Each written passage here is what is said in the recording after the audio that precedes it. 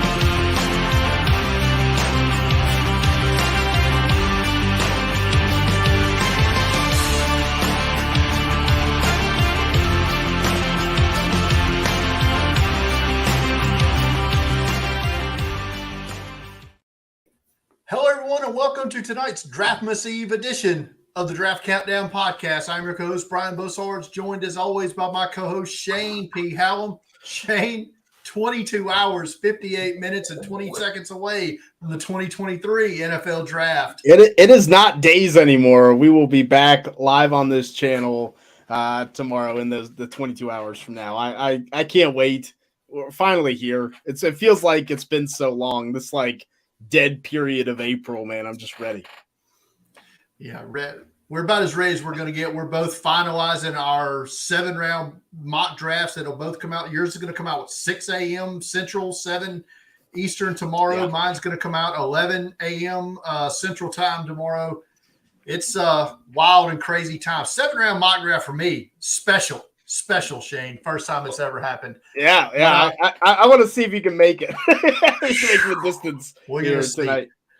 How many fullbacks do I end up in there just to start throwing things in there? But we're going to do it a little different tonight. We're going to have our last live mock draft of the year. This is going to be how we think it's going to go. I'm going to go odd number teams. You're going to go even. We're going to get to that in just a little bit. We're going to take some questions tonight as well because we know everybody's got questions this close to the draft. So we're going to get those answered later on in the show. But first, we also want to remind, and you can ask those questions on Twitter and our Discord chat, which you can join those or in live in the chat as well. Join our Discord. Go to draftcountdown.com in the search bar. Discord is there. And we also want you to sign up for our mock draft contest with the good folks over at Toilets to Titles, Shane. It's free. It's free to enter. Yeah. Win some cold hard cash. Yes. And it's so easy to enter. You go to draftcountdown.com. We've got a link on the search bar up there by the Discord link that will take you there. You fill out a Google sheet, send it in. All you have to do is subscribe to our YouTube channel, which you should probably be doing that already. Subscribe to the Toilets to Titles YouTube channel as well, and join their gilded chat, and then submit the entry. For every 10 mock draft submissions we get, $20 going into the pot, maximum of $500. Everybody go win that money, man. Yeah, I think we're already at 20, so just keep it going. We'll keep it going. Yeah. I think everybody's waiting to the last minute. They want to hear what we're going to do tonight on this mock draft, and that's what they're going to go by. So it's going to be great, man. And like I said, that's going to be fun. But as I mentioned in the open, the trade finally happened. Aaron Rodgers, a member of the New York Jets, a pick swap in the first round. Green Bay gets the 42nd overall pick, which the Jets got from Cleveland for Elijah Moore. They do a pick swap in the 5th and 6th round. The Jets go up into the 5th at 170. Green Bay gets the 6th at 207. And conditional upon Aaron Rodgers playing 65% of the offensive snaps in 2023, a second-round pick will be a first-round pick if he hits that milestone, which, unless something happens, you have to. Unless he gets hurt, that he should hit that easily. So I guess the pick swap in the first round was what seemed to have sealed the deal, right? Yeah, it seems like that's what the Packers GM, Brian Gutekunst wanted. So it's interesting, jumping the Patriots essentially, and the Jets. We'll see what that comes to. But finally done. We can put it to bed. I'm glad it happened before the draft and not during the draft. Makes it a little easier, I think, to stomach. And that bold prediction I hit still counts because it did not happen on draft day. Yeah, there you go. Scott Karasik says the draft should be moved up to mid-April. These last 2 weeks get stupid. Yes, please.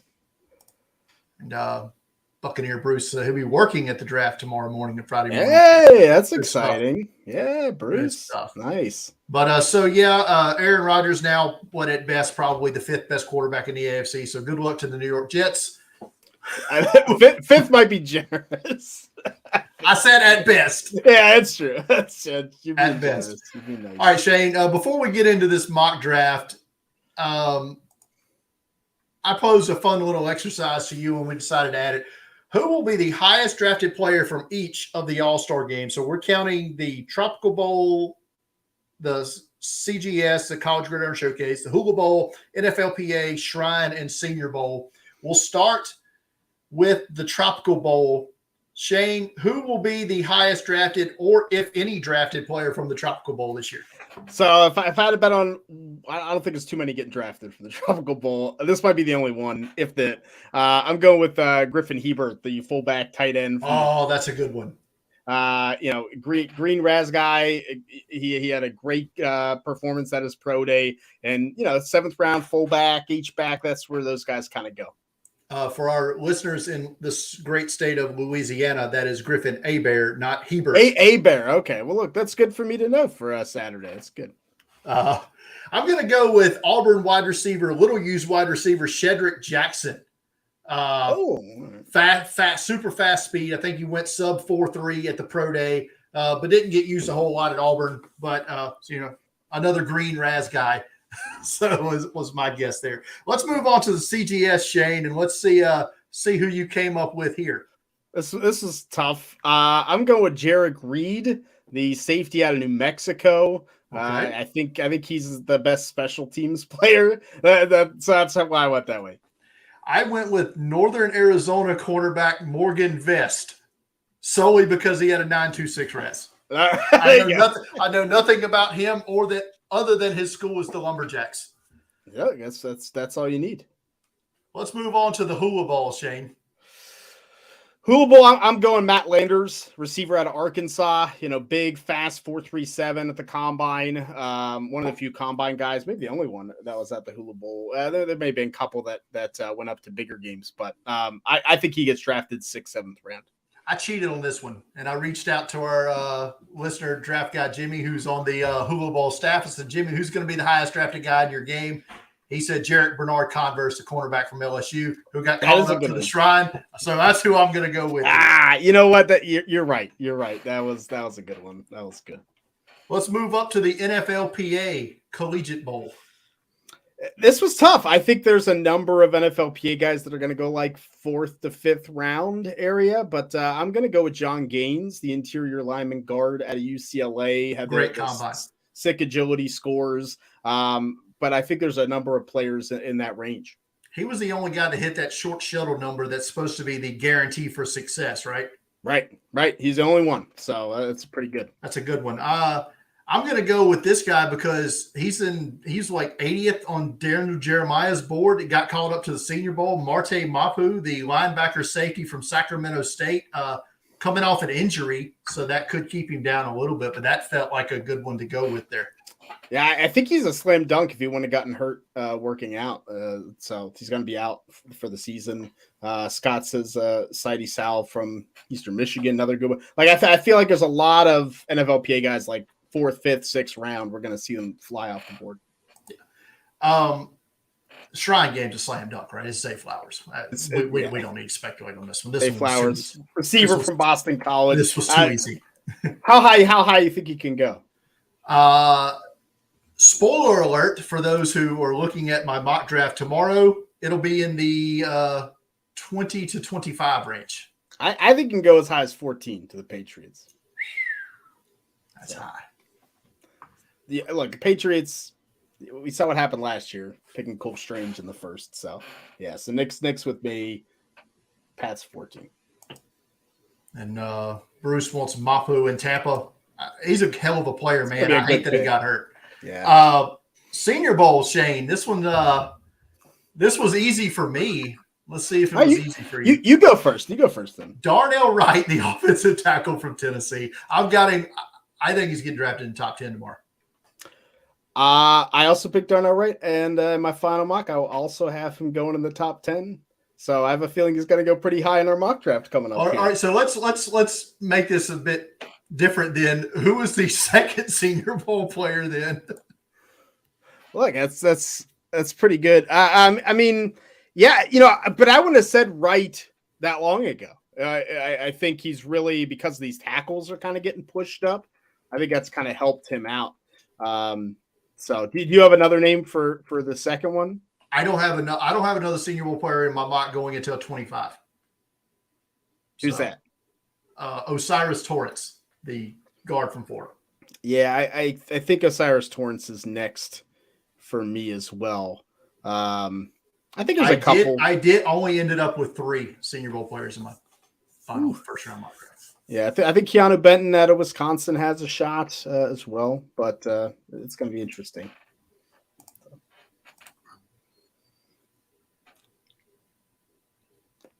That was fun, though. That was fun. A little exercise. Yeah, right. we'll keep tabs on it on the live stream. We are live streaming all 3 days, by the way. So every round of the draft. So make sure. Scott says right at 9. Yeah, I'm higher than that. You got him go. Ooh, I have him going 9 right now. A little bit higher. All right, let's get to what we came here to see tonight, Shane, and that is our live predictive mock draft. This is how we think it's going to go tomorrow night. Last time we did this 2 weeks ago, we did what we would do. That was fun. So this time we're trying to nail this baby down, trying to win people money that enter that draft contest. Yeah. And so last time you went odds, I went evens. So I'm going to go odds this time, and I'm going to start with the Carolina Panthers. This feels like it's going to be Bryce Young slam dunk, right? I think it's in there, despite Reddit wanting to say that Will Levis is the pick, which he debunked today. Caused people to bet on it, so the odds changed. But yeah, I think it's going to be going to be Bryce Young at 1, and Will Levis is going to fall down a little bit. All right, so who are you going with? This is the draft pivots here, Shane. Draft does Texans. Houston Texans pick 2. I think there's 4 options for them here. It's one of 4 players. It's Will Anderson, the edge rusher at Alabama, Tyree Wilson, the edge rusher at Texas Tech, or they go quarterback, C.J. Stroud out of Ohio State or Will Levis out of Kentucky. I think that's probably who they're down to. I think we're going to see the Texans do some moving, not this pick, but I do think 12. And you brought it up a couple weeks ago on the show. They could move up even to 3, which I think Daniel Jeremiah had in his final mock draft. To get that quarterback. So I am going to I think if they can't do that, I still don't think they're going to take a quarterback. I tend to think these quarterbacks might fall. And I also, then it's the debate of Anderson or Wilson. A lot of people, Wilson's getting propped up because he has the size and the length. We saw Trayvon Walker go last year when he probably shouldn't have went over Aiden Hutchinson and Kayvon Thibodeau. But I'm going to trust the NFL here. Like, they're going to take Will Anderson as the first defender off the board. I'm going to go Will Anderson, edge rusher at Alabama. I think that's who the Texans will take here. I agree with that assessment. Arizona's going to trade out here. We know that. We haven't had a trade in the top 10 in 4 years. If it didn't happen until before the draft. During the draft, no top 10 trades. No top 10 trades. They all happen. Trey Lance, all those things happen before the draft. Well, we're breaking that trend tomorrow night, I think, with somebody. All right. Somebody. So, a lot of buzz around this right now, and whether I agree with it or not, offensive, we thought defense for the longest time, but the buzz coming in late is offensive tackle. And so I'm going to go with one of your guys, the Buckeye, Paris Johnson Jr., 3rd here, to the Arizona Cardinals. I can see it. I think it'd probably be between him and Tyree Wilson if this was the board. But they need an offensive tackle pretty badly. And Paris Johnson has that type of length. I think Vegas is one of the is the team to come up, or the Eagles. All right, you're up now. The Indianapolis Colts. I know one guy who may or may not be watching right now sees CJ Stroud on the board and is on his knees hoping that this is what happens. Look, they're going to take a quarterback at 4. I think they're sitting at 4, saying there's 4 quarterbacks in this draft. We kind of like them all. We're not getting Bryce Young. We kind of like them all. Who's going to fall? I think the Colts are going to take CJ Stroud out of Ohio State. I think Will Levis is a real possibility here, even over Stroud. I don't think they'll take Richardson with the other 2 on the board, but it wouldn't surprise me. But I tend to trust the teams, and I think the Colts are a team that looks at analytics, and I think the analytics are going to be very strong for CJ Stroud, and his efficiency, his numbers in college, his passing efficiency is just so much better than the other 2. Yeah, I mean, I'm with you. I love CJ Stroud here as this pick to Indianapolis. Pick 5, Seattle Seahawks. I feel like this is where they're going to go with the big, lengthy upside edge here and go with Tyree Wilson from Texas Tech. Ooh, interesting. So Tyree Wilson goes here. So Jalen Carter falls out of the top 5 in this scenario. We'll see where he ends up. I feel like he could be a target of a trade up. Yeah, we've heard from Peter King too. The Steelers potentially to 9. There's been some teams linked to move up, maybe to get him. We'll see if a team's willing to give up draft capital to get a player that might have some of those, fears of work ethic and that type of deal. All right. Detroit Lions, Shane. Detroit Lions at 6, pick from the Rams. With Tyree Wilson off the board, I don't think they take Jalen Carter. I think they go corner.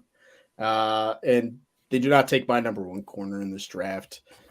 I think they're going to take Devin Witherspoon, the corner out of Illinois. I just think that's more of a need. The physical nickel can play kind of both, is a little more versatile than Christian Gonzalez. I like Gonzalez much more.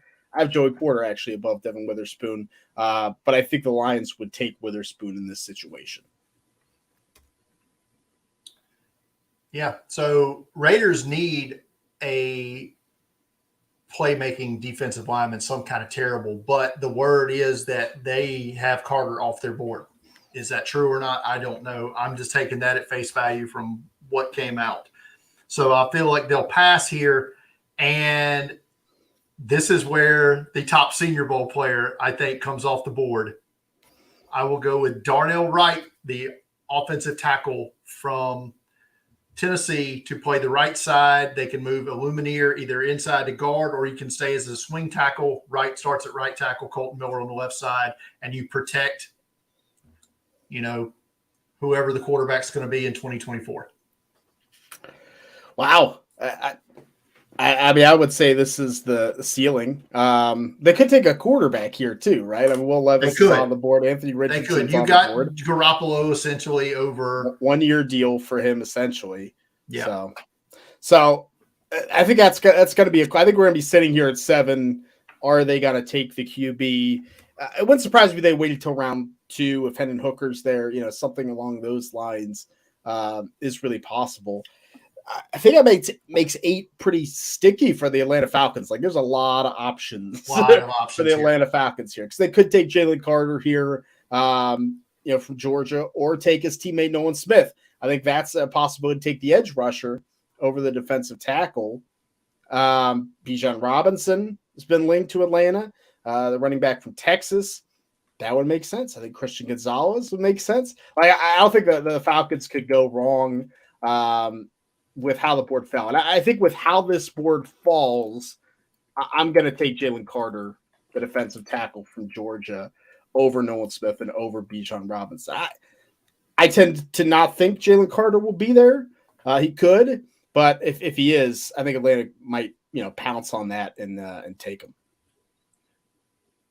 I'm with you. Philadelphia feels like the team, by the way, in my opinion, that could be in the trade up seat. Just because how many players are they going to fit?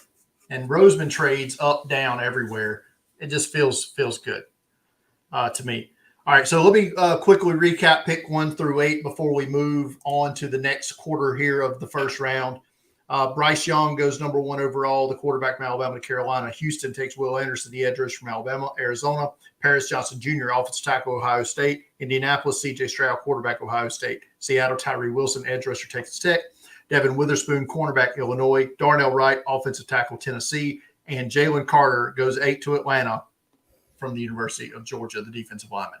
So now that brings me up here. The Chicago Bears, I think Darnell Wright would have loved to. They would have loved to have had him here off the board. I think Jalen Carter could have been in play there as well. But I'm going to go with another offensive lineman that I think they are going to try to play outside to start with on the right side. And I think they'll keep those moving expenses small as they take Northwestern offensive lineman Peter Skoronski. Yeah, I just don't think he has the length for their offense to play tackle. I don't, and I think they could take him, but I think it would be a guard. But I don't think you take a guard at 9, right? So, like, if they're drafting him here, that's it. Yeah, wow, three offensive linemen in the top 9 is not what a lot of people have. So.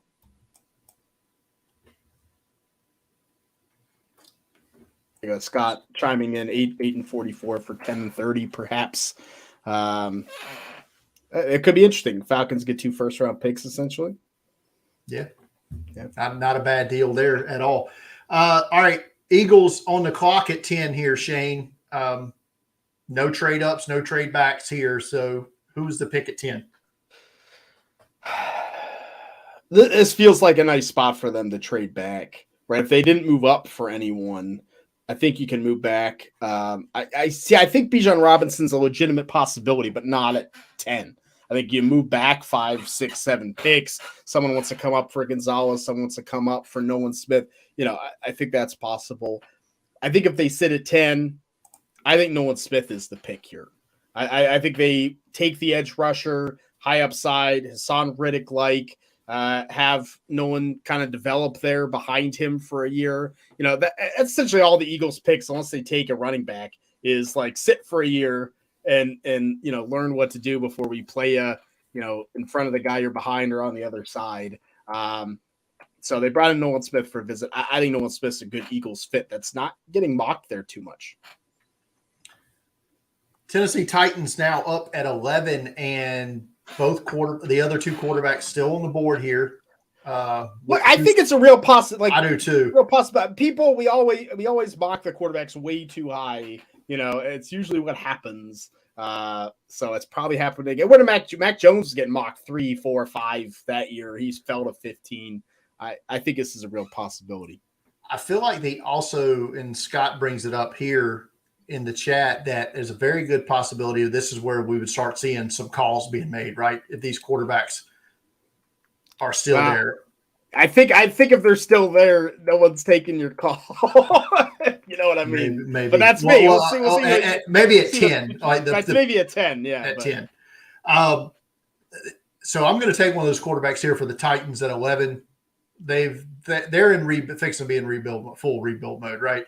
So Will Levis is going to come off the board here, the quarterback from Kentucky, and compete with Malik Willis and Ryan Tannehill. The Houston Texans at 12 are not happy about your selection there at 11 by the Tennessee Titans. They should have traded up. They probably should have traded up. Who to pick in front of them? Well, 12, Houston. If the pick from Cleveland, I've got to take Anthony Richardson, the quarterback from Florida. I think if they don't move up, that means they're probably comfortable with all three of the quarterbacks available at 2, right? I think there's a possibility the Texans kind of feel like someone's falling to 12. Someone will be there at 12 if they don't take a quarterback at 2 and they don't move up for 1. And similar to the Colts, I think it has to be we are comfortable with all the other quarterbacks. Maybe they like Levis more. That's probably the case. Maybe they like Stroud more. But that's it.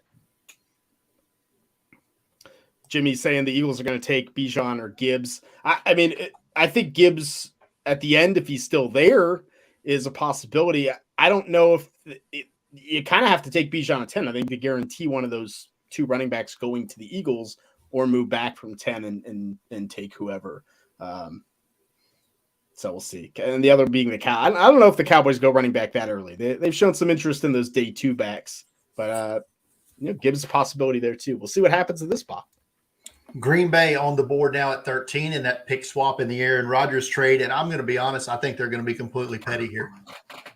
As they never drafted a wide receiver for Aaron Rodgers, they ship him off. And the pick they get for Aaron Rodgers, they take Jackson Smith-Njigba, the wide receiver for Ohio State. I think he's a great compliment for Christian Watson there on that offense and give Jordan Love a security blanket slot wide receiver type. It could happen. I know they never draft wide receiver. They never. I'm not above pettiness. I mean, he fits a lot of their thresholds for a wide receiver. So I think if they're going to take one, it's going to be JSN, obviously. I still think Michael Mayer's a possibility. I think this Packers pick. I think Kincaid's a possibility too. Yeah, I think his Packers pick really determines the rest of the draft. Because it could go so many different ways. Nobody knows what New England's ever going to do, hence by Cole Strange going in the first round last year. So you have the dubious task of drafting for Bill Belichick here, Shane. Well, like I said, in my mock tomorrow, I'm kind of getting cold feet on Zay Flowers here at 14, but it's what I have right now. We'll see if I have it there tomorrow. But I'm not going to take him here because I think there's a player on the board that the Patriots would take that's still sitting there. What's Bill Belichick's favorite college connection? Kirk Ferentz, right, in Iowa. I think they take Lucas Van Ness, the edge rusher out of Iowa. They like that versatility of a guy that can stand up, put his hand down, has that explosive first step, tough. They don't carry it and start. Kirk Ferentz is going to give the thumbs up, and I think Bill Belichick drafts him. There you go. 15 is the New York Jets. Come back in the pick swap here, and I'm going to give Aaron Rodgers a weapon here, not at wide receiver, but at tight end. Despite they've invested money at the position in free agency, Tyler Conklin, CJ Uzama, I think they can upgrade a passing weapon here and give Aaron Rodgers the first tight end off the board, Dalton Kincaid, tight end from Utah. Yeah, I could see him being the first tight end off the board. Man, that would be wild, right? I mean, they have invested a decent amount of money into that tight end position over the past couple years, right? Well, without looking at how those contracts are structured, I'm willing to bet that Uzama could get cut and they'd be done with it. And then last year they drafted Jeremy Rucker in the 3rd round. Like, I guess you wasted that pick. Which, whether they take Kincaid or not, I think they may have wasted that pick, so it's fine. No, it's a good pick. I think he goes earlier than a lot of people have him, so it makes sense here. Last pick of the first half of the first round, Shane, belongs to the Washington Commanders. It's tough. I don't think they take a Bijan or Michael Mayer, but I do think it's between corner and offensive line. And I think we kind of have one more of the tier of like first round picks, right? Broderick Jones, the offensive tackle out of Georgia, Joey Porter Jr., the corner out of Penn State. I think either of those players the Commanders would be happy with. I'm going to go with Broderick Jones here for the Commanders. I think that right tackle spot is pretty important for them to lock down. I think they want to lock down the offensive line and help the offense a little bit more. Maybe this is the Hendon Hooker spot perhaps too. They have brought him in, but I think they might look more to the tier after these top 5 quarterbacks, the Jake Hayners, the Clayton Tunes, and kind of go at it that way. I like Brian Branch here too. Yeah, that's a good call because he would play nickel corner, I think, in the Commanders' scheme. I think a lot of us, because of the testing, are overthinking him. Or a lot of people are, but we'll see. Yeah. So let's recap 9 through 16. Peter Skoronski, interior offensive lineman, tackle, Northwestern Chicago. Philadelphia, Nolan Smith, edge rusher, Georgia. Tennessee, Will Levis, quarterback, Kentucky. Houston, Anthony Richardson, quarterback, Florida. 13, Green Bay, Jackson Smith and Jigba, wide receiver, Ohio State. 14, New England, Lucas Van Ness, edge rusher, Iowa. 15, New York Jets, Dalton Kincaid, tight end, Utah. And 16, Washington Commanders, Broderick Jones, offensive tackle, Georgia. That brings us to pick 17 now, and the Pittsburgh Steelers. And I got to do it. I would have taken Broderick Jones had you not just taken him at 16. I think I just feel it's offensive tackle corner. It's one or the other here for Pittsburgh. And with all the offensive linemen gone, we go to the next corner, and I feel like they go with the legacy, right? And make the Pittsburgh Steelers fans happy. They'll love this one, Joey Porter Jr.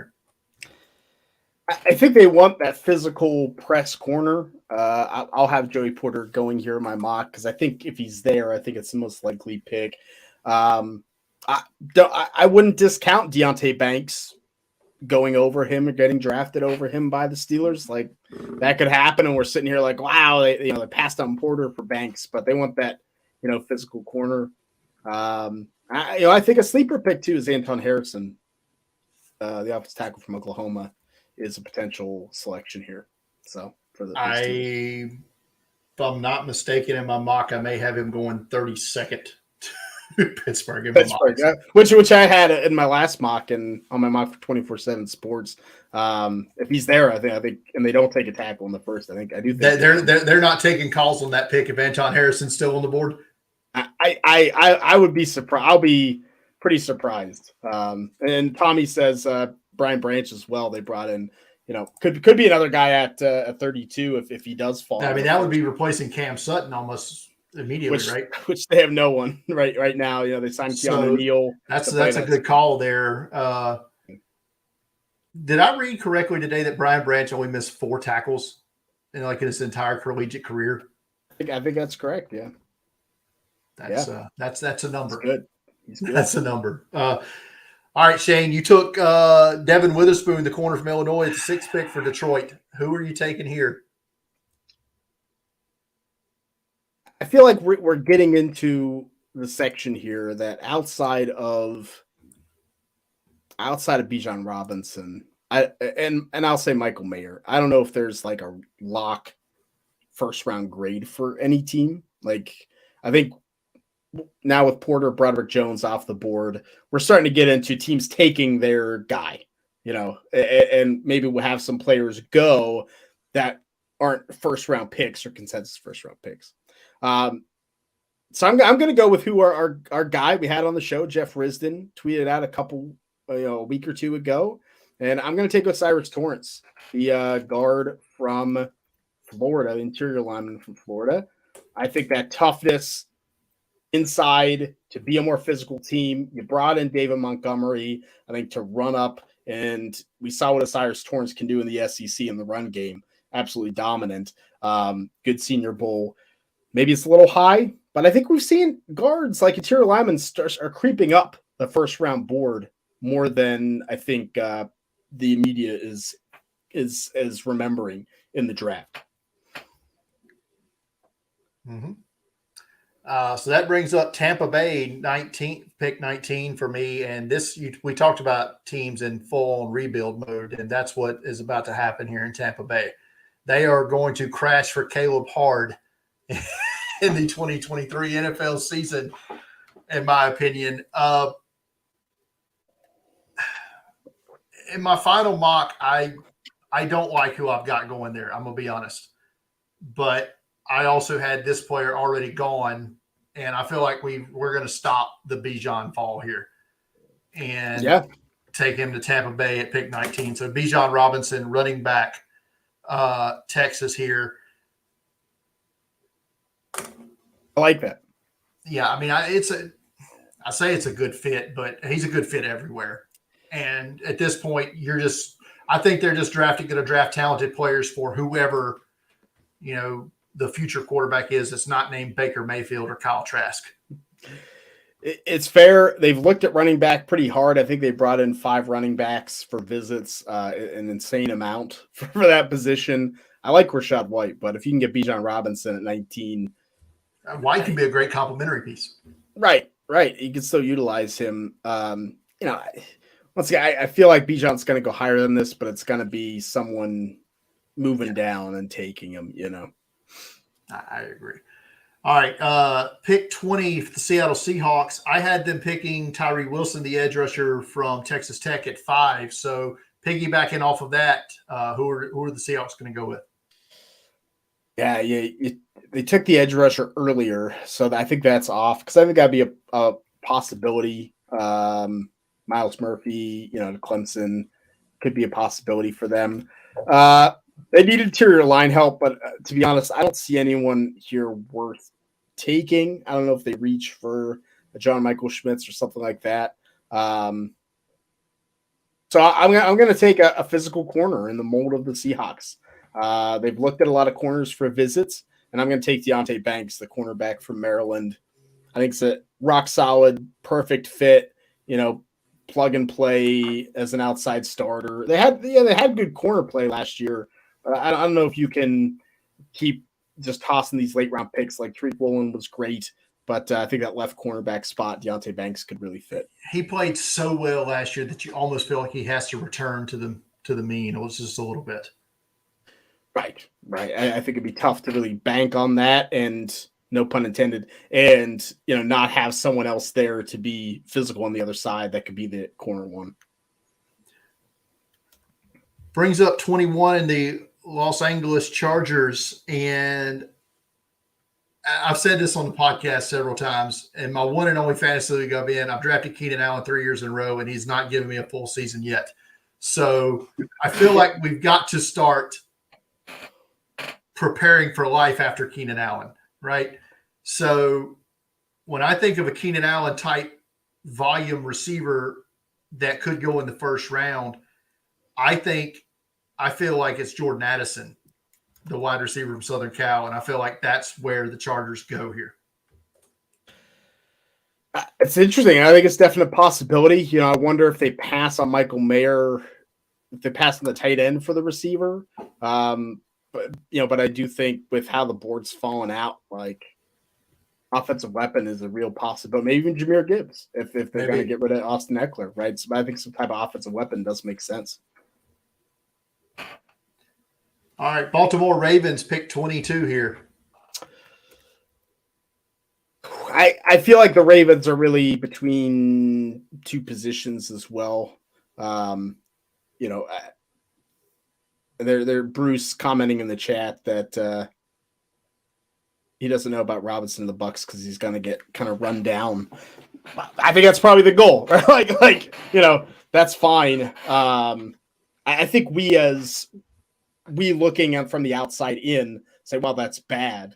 I think from the inside out, it's like, that's good. Let's use Bijan to compete and bring a rookie next year along. I think that makes sense. Back to Baltimore. I think corner is definitely in their wheelhouse here. They've looked at a lot of corners. I think receivers in their wheelhouse. We've had the rumors about DeAndre Hopkins potentially. And they can always kind of go defensive front seven. But I'm going to take Zay Flowers here. I don't think he gets down too much further than this, kind of replace Hollywood Brown in the role that he had in this offense. I think they need a player. Odell Beckham's not this player. Rashad Bateman's not the guy that can catch a screen pass. Let's say Flowers catch those screens. They've tried it with Devin Duvernay. Zay Flowers is so much better. I would have what Zay Flowers here from Minnesota, who I'm now picking for at 23. They need another guy opposite of Justin Jefferson now with Adam Thielen out of town. Not to disparage the great name of KJ Osborne, but they've got to look there too. And quarterback, this is one of those back end of the first round spots that Hendon Hooker could be in play as well. So something to think about. I don't corner here as well is a big need for the Vikings too. But I think I'm going to take Nicholas's suggestion here, and I'm going to stick with wide receiver. Let's go with Quentin Johnston from TCU. My wide receiver 1. Good call by Nick in the chat. You're hanging out to QJ as wide receiver 1. When he doesn't even go tomorrow, you're gonna be like, oh man. Well, that gives me something to talk about Friday night, doesn't it? That's true. That's true. Now, I think this would be intriguing if you get this kind of big athletic guy opposite Justin Jefferson, Osborne still in the slot. No, it is a need. I think the Vikings could go receiver. A secondary is just so awful. I feel like we might have a kind of a late run of corners. All right. Jimmy's got a suggestion here. We'll get to that as soon as we get this pick off the board, Shane. Jacksonville, pick 24. I think Jacksonville can go a lot of different ways because they have looked at a lot of edge rushers. They definitely need a corner. And they've looked at a lot of running backs. I think this could be a sneaky spot actually for Jahmyr Gibbs. I'm not going to take him here, but don't. I think if Bijan's still on the board, it's a better because they've already got the Gibbs back with ETN. Here's the thing, ETN, they don't run ETN like that though. They run ETN decently between the tackles, so it'd be interesting to me. You're probably right. I mean, they probably take one day too. It's probably not here, but I'm just going to throw it out there. So if I'm right, I can pretend like I was right. That wasn't. So I'm going to go edge rusher here. But probably the best available on my board is Myles Murphy, but I think he's similar to Trayvon Walker. And I don't know if he could play on that other side where they kind of have the pure your pin yours back and go guy. So I'm going to have him take Will McDonald, the edge rusher out of Iowa State. I think he's a better fit for what the Jaguars need and what their defense is over Murphy.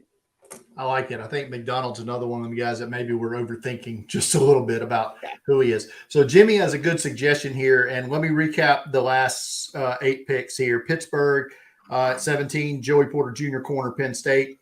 18, Detroit, Osiris Torrance, interior offensive lineman, Florida. 19, Tampa Bay, Bijan Robinson, running back, Texas.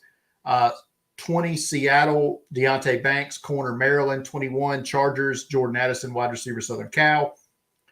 22, Baltimore, Zay Flowers, wide receiver, BC. 23, Minnesota, Quentin Johnston, wide receiver, TCU. So we had a run of wide receivers there from TCU. And 24, Jacksonville takes Will McDonald, the edgers from Iowa. Jimmy, great suggestion here is they'll do this during the draft broadcast. So who are your top 5 best players available right now, Shane? I'll give you kind of my personal top 5, and then I can give kind of the most likely, I think. So Michael Mayer's far and away the best player on the board for me as well. Myles Murphy out of Clemson is number 2 for me. And then we get into guys I think are fringe first-round picks. Keanu Benton out of Wisconsin. Isaiah Foskey out of Notre Dame, who I don't think goes in the first. And then Brian Brzee from Clemson is my next one. How about yours? Mine right now would be Mayer, number 1 on my board, followed by sorry, I'm on the wrong tab. Mayer, Emmanuel Forbes, corner from Mississippi State, Brian Branch, the safety nickel from Alabama, Myles Murphy, and then Cam Smith, the corner from South Carolina, who I am way higher on than I think everybody else. So yeah, and then I think we talked to Anton Harrison, Jahmyr Gibbs, Jack Campbell, Kalijah Cansey, probably as the other late potential, real potential first round picks. And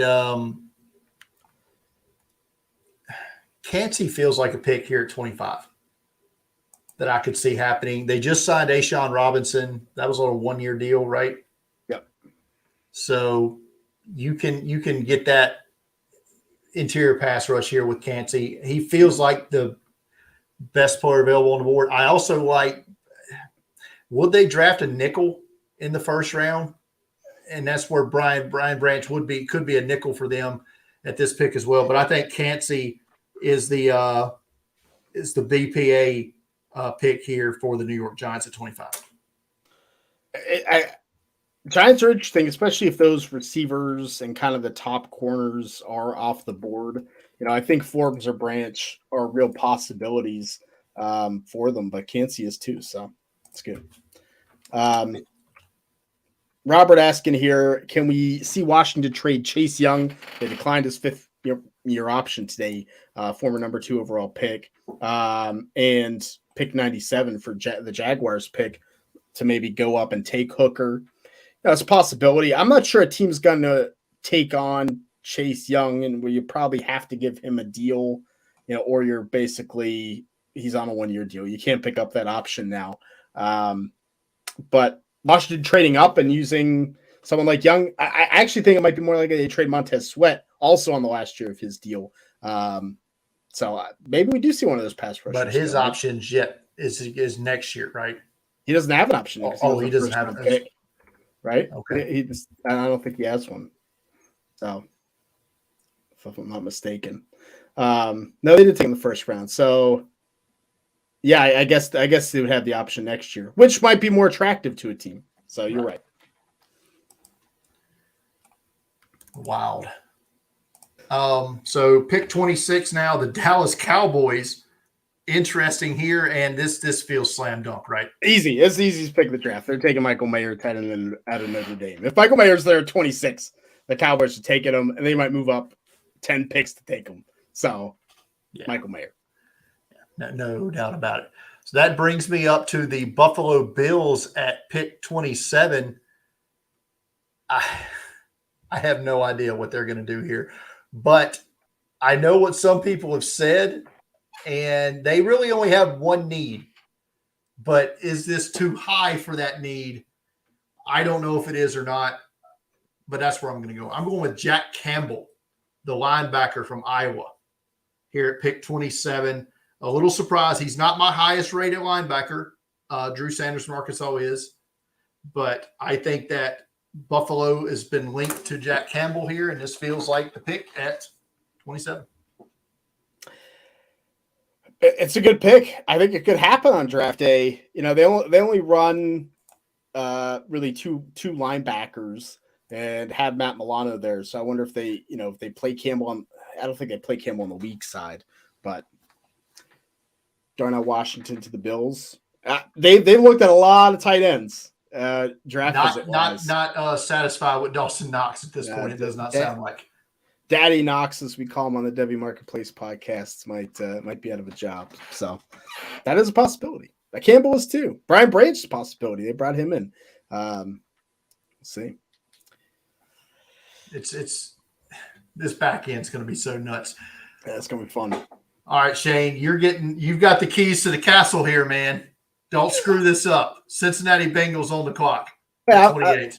I'm a Steelers fan. I think I should screw this up, and maybe you can take who did you have going from the CGS? Let's take that player here for the Bengals. No, I think at this point, I think it's a decent board for Cincinnati because you have Jahmyr Gibbs is still there, the running back from Alabama. I think Myles Murphy is a real possibility, the edge rusher from Clemson. The corner, Emmanuel Forbes, is still there, who I feel like they like, the corner from Mississippi State, and you have Brian Branch, though they kind of addressed that last year. So I think if the board falls this way, I'm going to go Emmanuel Forbes, the corner from Mississippi State, the playmaking corner. I think the others are a real possibility. But I think if Forbes is still sitting there at 28, I think they grab him. I'm with you. I think Miles Murphy is built like a prototype, like Lou Anarumo defensive end, right? He feels right, but I think this to me, and I saw, I think it was John Sheeran tweeted this earlier today, writes for A to Z Sports. He said that the Forbes pick to the Bengals is starting to feel like the Frank Ragnow deal from a few years ago, where everybody knew that that's who the Bengals wanted, and then he ends up getting sniped like 1 or 2 picks ahead. Yeah. So that it's starting to feel like that, and it's going to lead to some disappointment. But there is no better ball skills of a corner in this draft class than Emmanuel Forbes. No, not even close. New Orleans on the clock, and this is where I'm going to get fun. I feel like Kamara is facing a suspension, and they probably want to get out of that money anyway. So this running back's been comped to Kamara a lot. Oh, man. Jahmyr Gibbs, running back Alabama, to the New Orleans Saints at pick 29. Wow. I did not think that was going to be the pick. Jahmyr Gibbs. Yeah, I mean, sure, they could do it. They could do it if they're. That'll also be in my final mock draft tomorrow. Interesting. You sure you can squeeze on one pick later? We could have done that. Yeah. But why would we want to do that? All right. You're up with the Eagles at 30. You've already selected edge rusher Nolan Smith from Georgia. How's the board looking for the Eagles right here? I just want to take another edge rusher. That's what I feel like. But I can't do that. I thought Gibbs would be there. I thought it would be a nice, easy pick. Just take Jahmyr Gibbs and walk away ultimately. Yeah, because I think if he hadn't taken edge rusher before, then I'd run Miles Murphy up there because I think that makes sense. Ultimately, I think I'm just going to stop the fall, because he's going to go in the first round somewhere, and I think we got to take him. So I'm going to take Brian Branch here. I mean, you have kind of a versatile safety, which they're going to need. They have played kind of the Chauncey Gardner situation of playing nickel and having a safety come down and play that nickel. So once again, Branch could kind of sit for a year and come in and add a physical presence to that secondary. I like the fit as well. And I think it's just a perfect piece for the Eagles defense. And like we talked about, I think we're overthinking it with Brian Branch. I think he's a better prospect than he's getting credit for. And there isn't a linebacker in this draft class that's a better tackler than Brian Branch is. Yeah, I have him fallen pretty far in my mock too. And it's just, he's a tough guy to place, Right. He's the new tweener. We don't really even talk about use that word anymore. That used to be a bad word a few years ago, but that feels like it applies to Brian Branch in this class, right? Yeah. No, absolutely. Does he play free safety? Does he play nickel corner? That star role for Alabama is just a tough translation, I think, sometimes. We'll see it next year with Malachi Moore taking over. It's going to be interesting. All right, final pick of the first round, the Kansas City Chiefs, and we're going to stop another fall here and replace Frank Clark with a pass rusher here from Clemson, Miles Murphy, to wrap up the first round. I like it. I think edge rusher is high on the priority list, because they talked about Omenawu is going to play inside. So that other edge position is open for the Chiefs. Right tackle as well. I don't think there's anyone here. I'll give a sneaky pick is Matthew Bergeron from Syracuse here. I have heard this trending in the last couple of days. I've seen multiple people report that. Don't be surprised if he hears his name. And I'll be honest, I like Matthew Bergeron. I don't like Matthew Bergeron at 31, but I like Matthew Bergeron as a player. I mean, I'm fine with it. I am fine with the 31 because I think if he's your guy, go get your guy, right? Yeah, I would take him like 36, 37. So I might as well take him 31. Right. You're drafting second rounders at this point anyway. Right. Speaking of second rounders, give us the bonus. Never mind. It's Anton Harrison. Doesn't matter. Yeah, right. The bonus Steelers pick is Anton Harrison, the offensive tackle from Oklahoma. I think I don't think they'd be trading out if he's still on the board. Not taking them phone calls. Nope. All right. So Jimmy had a comment here because on the old podcast I used to do before the draft countdown, I did before the draft every year. I would put 50 names in a hat that were like the top 50 prospects, and I drew them out randomly to simulate a mock draft. It was pretty fun. Oh, got a couple right. Really? That's funny. That's good. That was good stuff. So that's what he's referencing there. Those good times. Good times. So I don't know. Did we get any questions? No. A lot of great comments though. Yeah. Oh, look. I appreciate everyone listening and chatting. We had a good chat room. So I hope everyone will come on the live stream on one or all three of the days during the draft, and love the chat when the chat's going during the live stream is the absolute best. Yeah. So it's good stuff. Good stuff. Look, Buccaneer Bruce has a comment. Antoine Harrison might fit Tampa. Might be where I have him in my final mock draft. Let's see. Yeah. Good stuff. All right. So we didn't get any questions to answer here, so we're going to move on. Final thoughts, Shane. Tomorrow night, you're running the show tomorrow night. That is scary. But I am running the show. You'll be in a little bit. I'll be in. I'm going to be in a few different times tomorrow night. I'm going to open with Shane, and I'm going to close it out. And I got one more segment in there. But we're going to have the founder of Draft Countdown and the head of Next Gym, Scott Wright's going to come on tomorrow night. Brad Menendez, contributor here at Draft Countdown. Roto Heat Brad on Twitter is going to be here as well. Miranda Wilhelm, another great contributor here at Draft Countdown, at Murder She Wrote on Twitter. She's going to be here.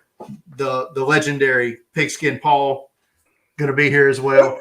Pigskin Paul, I'm going to ask one question, and that's going to be the whole 20 minutes. Good luck keeping that man contained to a 20-minute segment, Shane. If a pick happens while he's talking, we're not going to find out about the pick until the next one's off the board. You're going to have to get aggressive with old Paul there tomorrow night. And Nino from Toys and Titles and CFB Nation also going to pop in as well. So like I said, we got some great guests lined up tomorrow night. It's going to be great.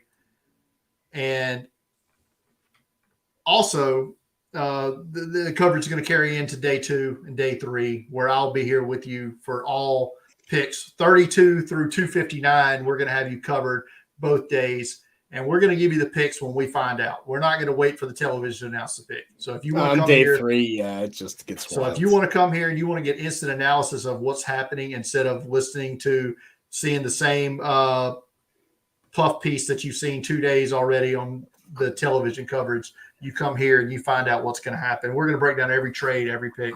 It's going to be great. My final thought, Shane, I went back and looked at my 2023 mock draft last year, the way too early, which was the one I posted right after the draft last year. 15 of those players I had in there are in my first round, my final mock draft. It's pretty good. I think 50% is about what we get. And I think that's really good for you and for anyone before the season, when you don't even know who's coming out to the draft. So that's really well done.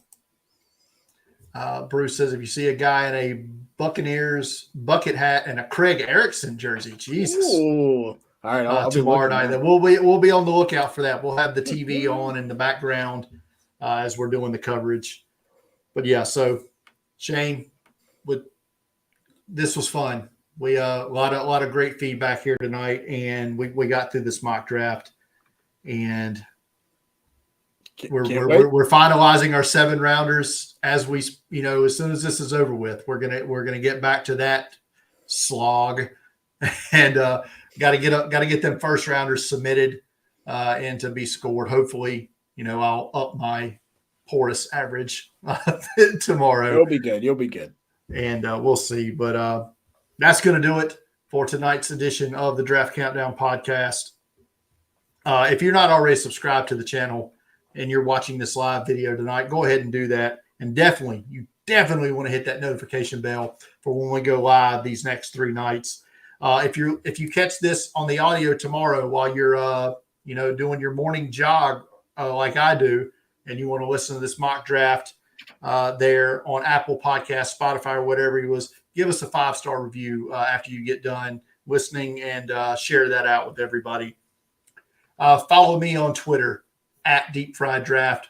Follow Shane on Twitter at Shane P. Hallam. Follow Draft Countdown on Twitter at Draft Countdown, and go to draftcountdown.com. We got Brad's mock up right now, set final mock. Tomorrow, Shane and myself, 7-round mock drafts going up. You don't want to miss that. For Shane, I'm Brian. Good night, everybody. See you tomorrow.